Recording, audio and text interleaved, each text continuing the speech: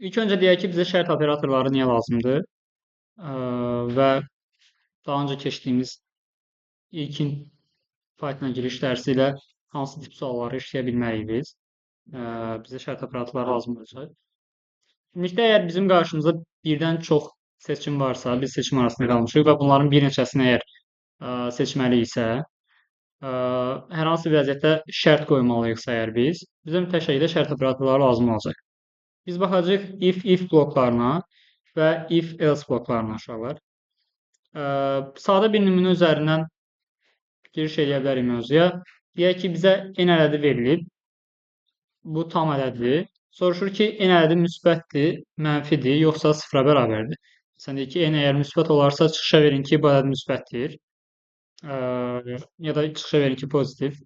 Əgər mənfidirsə çıxışa verin ki, negativ. Sıfırsa çıxışa verin ki, 0. Okay. Və biz şərt operatorları olmadan artıq nə edə bilərik uşaqlar? Biz bu sualı yaza bilməyəcəyik. Mütləq şəkildə şərt qoymalıyıq ki, bu ədəd müsbətdirsə, demək sıfırdan böyükdürmü şərti qoymalıyıq onun qarşısına. N ədədimizi alaq.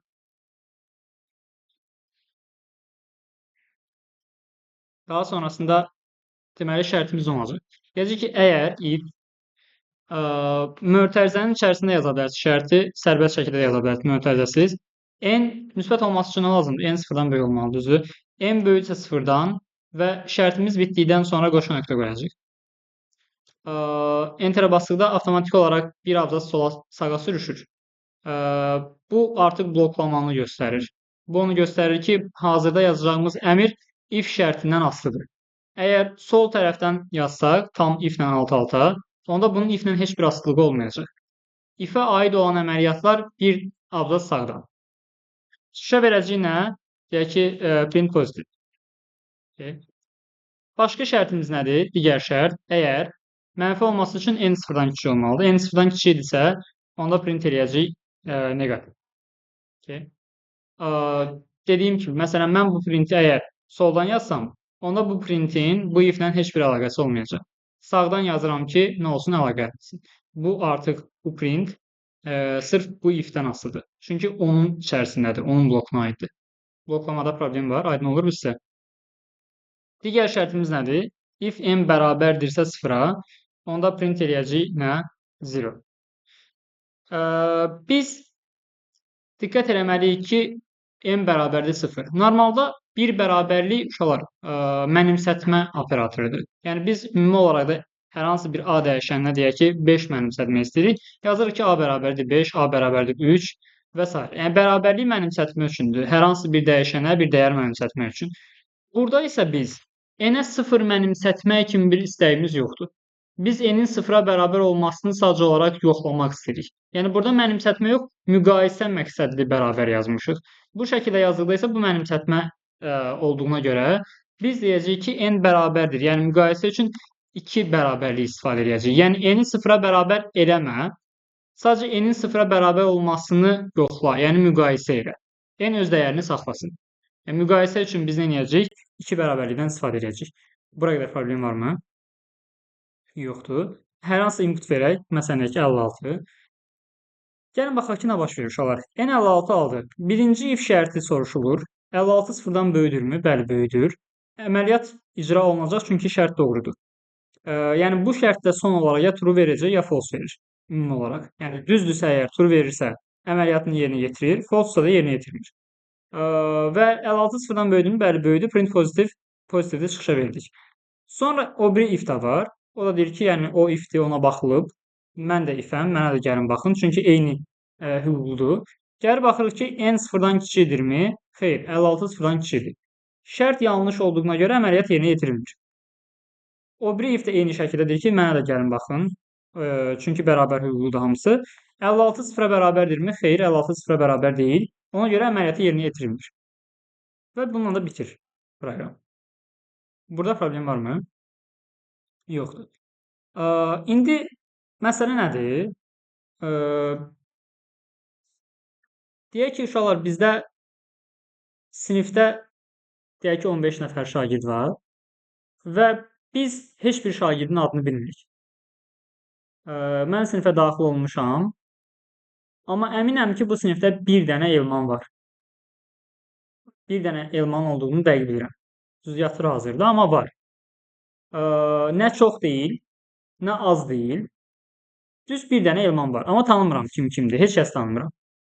Daxil olub sinifdən bir kənardan soruşuram ki, kimdir elman? Hamıdan bir-bir soruşuram. Soruşuram elmansanmı? Deyir yox. Elmansanmı? Yox. Elmansanmı? Yox. Deyirəm sən elmansanmı? Deyir hə. Dördüncü şəxs deyir ki, bəli mən elmanam. Və mən təyin edirəm ki, elman kimdir? Sizcə bundan sonra yerdə qalan 11 nəfərdən sən elmansanmı deyib soruşmağımın mənası varmı? Yox. Çünki bir dənə elman olduğunu dəqiq bilirdim. Onu da təyin eləmişəm. Artıq mən istəyimi tapmışam. Və bundan sonra başqa uyğun da cavab ola bilməyəcəyinə görə davam etməyimin mənası yoxdur. Davam etsəm yanlış cavab alacağam bəs? Xeyr. Çünki onsuz da heç kəs elman olmadığına görə hamı deyəcək ki, yox, mən elman deyiləm, hamı eyni cavab verəcək. Sadəcə nə problem yaranır? Mən boşuna vaxt itirəm. Boş-boşuna gedib sizdən soruşacağam yerdə qalan 11 nəfərdən və mənim vaxtım gələcək. Eyni məntiq bura üçün də keçərlidir. Əgər sizcə bir ədəd müsbətdirsə, sıfırdan böyükdürsə, daha sonra davam edib digər şərtləri yoxlamamızın mənası var idimi? Onların hər hansı biri də doğru olma ehtimalı var ümumiyyətlə? Ola bilməz. Bir ədəd müsbətdirsə, eyni anda mənfi də ola bilməz və ya sıfıra da bərabər ola bilməz. Bunlardan hər hansı bir dənəsi doğru ola bilər. Düzdür? Onun üçün biz if yox istifadə edəcək uşaqlar bu kimi hallarda təbii ki. Yəni bəzən lazım olacaq bizə if blokları, bəzən isə bizə lazım olacaq if-elif blokları. If-elif. Elifin ifdən fərqi nədir uşaqlar? Elif digər halda deməkdir və yalnız özündən öncə gələn iflər və ya eliflər, şərtlər yanlış olarsa o əməliyyat, o şərtə baxılır ümumiyyətlə. Və if-elif bloklarında yalnız bir dənə doğru olur. O da ilk gələn doğrudur. İlk gələn doğrunu tapdı, ondan sonra digərlərinə baxmır. İndi biz 56 verdiyimiz zaman uşaqlar yenə pozitiv alırıq. Sadəcə olaraq gəlir ki, 56 sıfırdan böyükdürmü? Bəli, sıfırdan böyükdür. Şərt doğru olduğuna görə gəlir əməliyyatını yerinə yetirir və salam. Bunlara baxmır ümumiyyətlə. Görmək üçün biz sadəcə olaraq elə belə yaza bilərik ki, baxın, elif en böyükdür 0. 56 sıfırdan böyükdür. Əslində gəlib baxsaydı, əməliyyat yerinə yetirilməli idi, düzdür? Run edirik. Baxın, hələ də yerinə yetirilmir. If blokları olsaydı, təbii ki, gələcəkdə o birinə də baxacaqdı. Görürsünüz, 0 verdi. Çünki hamısına bir-bir yoxlayır. Bu da düz olduğuna görə 0 verir. Amma elif olduğuna görə birinci doğru tapdığı anda stop edir. Yəni, stop edildiyəndə bu şərt bloklarından, bu blokdan sadəcə birincisini yerinə yetirdi və salam. Birinci şərtə baxdı və salam. Çünki bilir ki, elif bloklarında yalnız bir dənə doğru cavab ola bilər. O da doğru cavabı tapıb, bundan sonra davam eləməyin mənası yoxdur. Və davam eləmir. Burada problem varmı? 2 dənə 0 və 2 dənə bərabər. Bir bərabərlik bu vaxta qədər gördüyümüz bərabərlikdir. Mənimsədirmək üçündür. N bərabərdir 5, N-ə 5 mənimsədir. 2 bərabərlik isə N-in 5-ə bərabər olmasını müqayisə edir sadəcə olaraq. N-i 5 eləmir. N öz dəyərini saxlayır olduğu qədər. Sadəcə soruşur ki, 5-ə bərabərsən yoxsa yox. Bənzər bir müqayisə yenə edək. Bir nümunə. Yenə deyək ki, mən 15 nəfərlik sinifə gəlmişəm. Yenə deyək ki, mən heç kəsin adını bilmirəm. Amma mən dəqiq bilirəm ki, bu sinifdə bir dənə Rasim var. Yenə gəlirəm sinifdə bir-bir uşaqlardan soruşa-soruşa gəlirəm ki, sən Rasimsənmi, sən Rasimsənmi? Hamına soruşuram və hamı deyir ki, xeyr, mən Rasim deyiləm. Və 14 nəfərdən soruşuram ki, sən Rasimsənmi? 14-də deyir ki, xeyr. Yerdə bir nəfər uşaq qalır. Həmin o şagirddən sən Rasimsənmi deyib soruşmağın sizcə çox da mənası varmı? Yox. Çünki mən əminəm ki, sinifdə 15 nəfərdən bir dənəsi 100% Rasimdir. Nə çox deyil, nə az deyil. 14 nəfər yox deyibsə, 15-ci 100% sə deyəcək. Soruşsam yanlış cavab alacaqmı? Xeyr, sadəcə olaraq soruşub vaxt itirəcəm. Eyni məntiqi demək olarmı ki, uşaqlar? Əgər mən bura qədər düşmüşəmsə, onda bu şərtin yanlış olma ehtimalı var. Yəni, elif bloklarında bu deməkdir ki, əgər bura qədər gəlmisinizsə, bu deməkdir ki, ondan öncəki şərtlər yanlışdır ki, bura qədər gəlmisiniz. Çünki doğru olsaydı, bura ümumiyyətlə baxmayacaqdı. Və bura qədər gəlmisənsə, demək ki, n sıfırdan böyük deyil. N sıfırdan kiçik də deyil. Onda n-in sıfıra bərabər olmama kimi bir ehtimalı yoxdur. Boşuna soruşub vaxt itirməyə dəyməz. Bunun üçün eləyəcəyik, else yazacaq uşaq. Else əks halda. Yəni deyir ki, bura qədər gəlmisənsə, səni sorğu-sualsız mən deyə bilərəm ki, sən 100% mənim əməliyyatıma uyğun inputdasan, şərtdəsən və get birbaşa əməliyyatı icra et. Sənə nəsə yoxlamağa ehtiyac yoxdur. Yəni burada biz 0 versək, nə baş verəcək? N sıfırdan böyükdürmü? Xeyr. N sıfırdan kiçikdirmi? Xeyr. İki şərt də yanlış olduğuna görə keçir üçüncü şərtə. Soruşmur. Deyirsən 100% sıfıra bərabərsin. Mümkün deyil ki, olmayasın. Məsələn, mənfi əgər bir ədəd versək, mənfi 7 sıfırdan böyükdürmü? Xeyr. Bu şərt yanlış olduğuna görə keçir ikinci şərtə. Mənfi 7 sıfırdan kiçikdirmi? Bəli. Şərt doğrudur. Əməliyyat yerinə yetirilir və salam. Bitdi. Aşağı keçib baxmır. Çünki bir dənə doğru ola bilər. O doğrunu tapıb və artıq aşağı girməyə mənası yoxdur. Bu prosesdə hər hansı başa düşülmüş şey varmı? If blokları və elif. Buyur. Aşağısında elifdə if var. If varsa şərt olmalıdır. Elifdən sonra nəsə yazmalısan. N bərabər 0 yazmalısan. Yəni bu da problem deyil. Yəni düz işləyir. 0-da yazsam əgər, yəni düz işləyəcək. Sadəcə yoxlayacaq. Biz amma yoxlamaması üçün, vaxt qazanmaq üçün else yazırıq. Vaxtdan əlavə bu bizim işimizdə bir sıra hallarda rahatlaşdıracaq. İndi növbəti nümunələrdə görəcəksiniz. Başqa sual? Sual var. Birbaşa olaraq elif deyə bilməzsiniz. Yəni mən sizə deyə bilmərəm ki, digər halda çıx çörə. Məntiqi yanlışlıq var da, düzdür? Mən sənə deyə bilərəm ki, sakit dur, digər halda çıx çörə. Bu artıq başa düşürsən ki, sən bu şərt yerinə yetirilməsə, mən digər halda çörə çıxacam. Amma birbaşa olaraq deyə bilmərəm də, digər halda get o tərəfə. Digər halda bunu elə. Yəni, birinci şərt qoymalıyam ki, bunu elə, digər halda, əks halda sən get onu elə. Aydındır? Ona görə bloklar həmişə if-lə başlayır uşaqlar. Bu if bloku birinci bu başlanğıc cümlədir. If bloku başladı. Növbəti if-ə qədər bunun blokudur. Bu artı bir blokdur. Aydınmı? Başqa sual var? Yoxdur, okey. Ümumi baxaq uşaqlar, deyək ki, n almışıq. Bir bloklama ilə biraz daha dərindən tanış olar. Əgər n deyək ki, böyüksə sıfırdan, ona deyir ki, print elə n-in özünü. Print elə 1 məsələn. Deyir print elə 2 və else print elə 3. Bir də print 4. Sizcə girişə mən, hətta bunu çəkək yaxşı. Girişə 10 versəm, çıxış nə olacaq? 1, 2, 6, 6, düzdür? Çünki 10 sıfırdan böyük olduğuna görə print 1, 2. Hər ikisi də sağda olduğuna görə bir abzas. Hər ikisi də if şərtinə aiddir və hər ikisini də yerinə yetirir. Amma artıq else-a düşüb bax. Niyə? Çünki else o vaxt baxırdı ki, özündən öncə gələn if şərtləri yanlış olsun. Elif olmadan da else yaza bilərsiniz. If, else. Yəni şərt qoyuram, bunu elə, digər halda bunu elə, əks halda onu elə. Və ya birbaşa deyə bilərsiniz, bunu elə, əks halda bunu elə. Okay. Mən versəm 10 yerinə mənfi 10, ona nə baş verəcək? 3-dür. Bəli. Mənfi 10 sıfırdan böyükdürmü? Xeyr, mənfi 10 sıfırdan böyük deyil. Ona görə də şərt yanlış olduğuna görə əməliyyatları yerinə yetirmir. Else-a gəlir. Bir şərt vermirəm sənə, birbaşa olaraq düş aşağı. 3-ü də 4-ə çap edir. Razılaşırıq. Belə bir şey olsa bəs.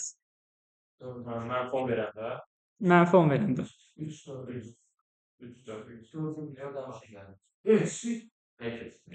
3 və 4 alacağıq. 3, 4. Niyə? Bəli. Mənfi 10 sıfırdan böyükdürmü? Xeyr. Gəlir else. Else'ın şərti yoxdur. Düşməlidir əməliyyata, düzdür? Print 3. 3-ü çap elədik. Və uşaqlar bitdi. Else-a aid olan başqa əməliyyat yoxdur. Bu print else-dan asılı deyil uşaqlar. Niyə? Çünki asılı olması üçün bir abzas sağda olmalıdır. Bu sərbəstdir. Bu heç kəsdən asılı deyil. Ona görə də bunu hər bir halda yerinə yetirəcəksiniz. Müsbət 10 versəm nə olacaq? 1, 2, 4. Bəli. Niyə? Çünki 10 sıfırdan böyükdürmü? Bəli, 10 sıfırdan böyükdür. 1-i çap eləyəcək, 2-ni çap eləyəcək. Çünki bu iki əməliyyat ikisi də if aiddir. Daha sonra else-in əməliyyatlarını yerinə yetirməyəcək, çünki if doğru olub. Və bu print 4 də yenə də heç kəsin asılı olmadığına görə onu da yazacaq, çap edəcək. Aydındırmı? Ülvi. Dəqiq. Yaxşı. Bəs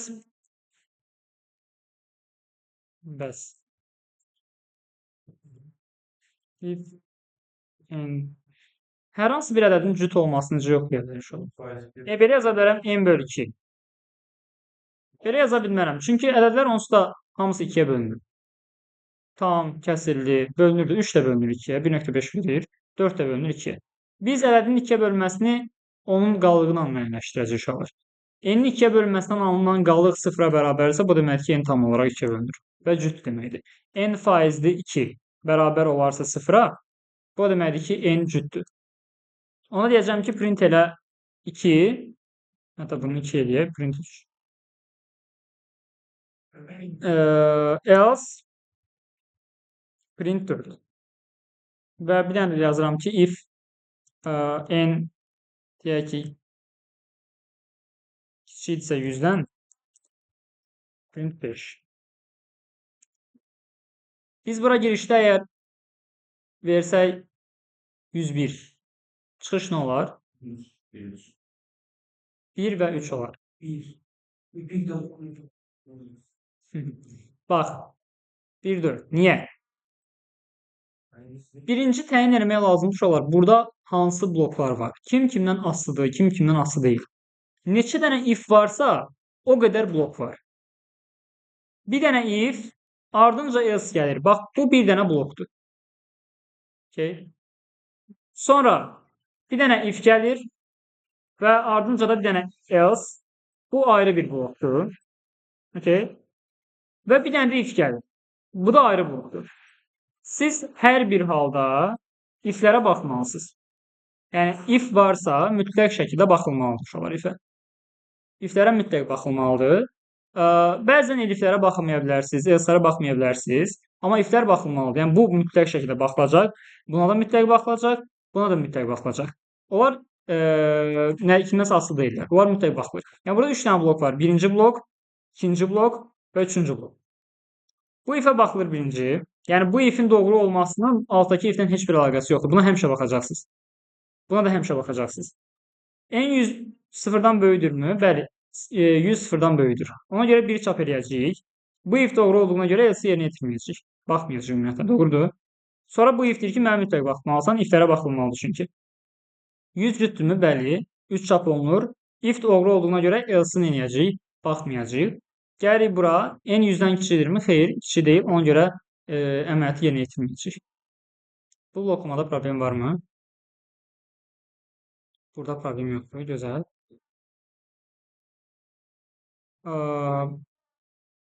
Deyək ki, istədir ki, bir dənə n ədədi verilir. Bu n ədədi 0-10 aralığında yerləşərsə yes verin. Əks halda no verin. Belə bir sual. Bir ədədin 0-10 aralığında yerləşməsi üçün o ədəd 0-dan böyük olmalıdır. Ondan da kiçik olmalıdır. Düzdür? Ona deyəcək ki, əgər n böyükdürsə 0-dan və and n kiçikdirsə ondan. O zaman çap edəcək yes. Else daha yazmıram ki, 0-10 aralığında olmamasının şərti nədir uşaqlar? Ya 0-dan kiçik olmalıdır, kiçik bərabər, ya da ondan böyük bərabər. Ehtiyac yoxdur. 0-10 aralığında yerləşmirsə, əks halında verirəm ki, yerləşmir no ver. Else print no. Yəni, hər hansı bir ədəd versək, məsələn 4. Şərt məsələsi necə gedir uşaqlar? And varsa əgər, bu deməkdir ki, şərtlərinizin hər biri doğru olmalıdır. Yəni, danışıq dilində də. Məsələn, mən desəm ki, Rəsul, sən dərslərini oxu və yazılarını yaz. Bu demək ki, sən ikisini də eləməlisən, düzdür? İkisini, birini eləsən natamam olacaq. Burada da eyni şəkildə. Əgər and varsa, onda gərək ikisi doğru olsun. Hər hansı bir dənəsi yanlışsa, bu demək ki, ümumi şərtiniz yanlışdır. Və bunu biz uzada da bilərik. And nəsə bir şərt verə bilərik, and nəsə bir şərt verə bilərik bir dənə f-in içərisində.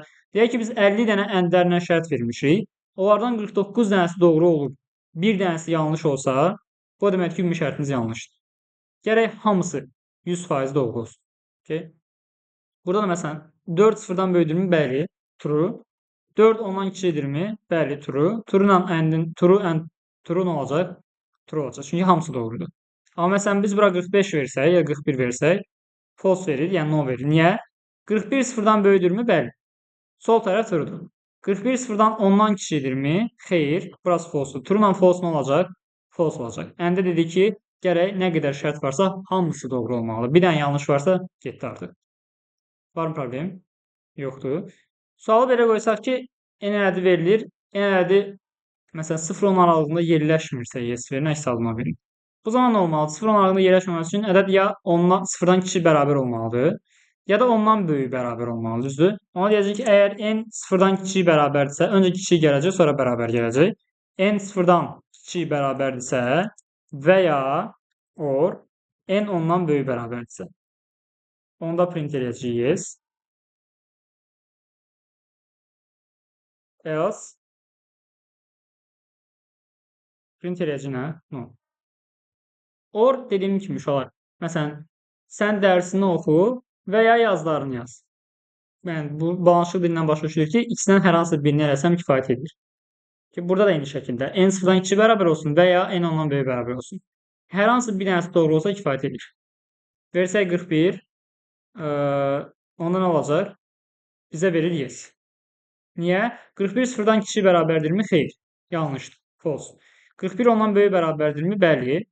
True. Bir dənə false, bir dənə true nə olacaq? True olacaq. Yenə eyni şəkildə orla yazıb 50 dənə bir dənə ifin içərisində şərt qoya bilərsiniz. Əgər 50 dənə şərtdən 49 dənəsi səhv olub, bir dənəsi doğru olsa, nə olacaq? Doğru olacaq. Bir dənə doğru kifayət edir ki, ümumi şərtiniz doğru olsun. Var mı problem? Yoxdur problem. Böyükdür, bərabərdir. Kiçikdir, bərabərdir. Nida bərabərdir nə deməkdir uşaqlar? Bərabər deyil, inkarlıq bildirir. Alqoritmlərdə görmüşdünüz. Bu artıq inkarlıq bildirir. Bərabər deyil deməkdir. Öncə bu işarələrimiz gəlir, sağda bərabərliklər gələcək. Burada problem varmı?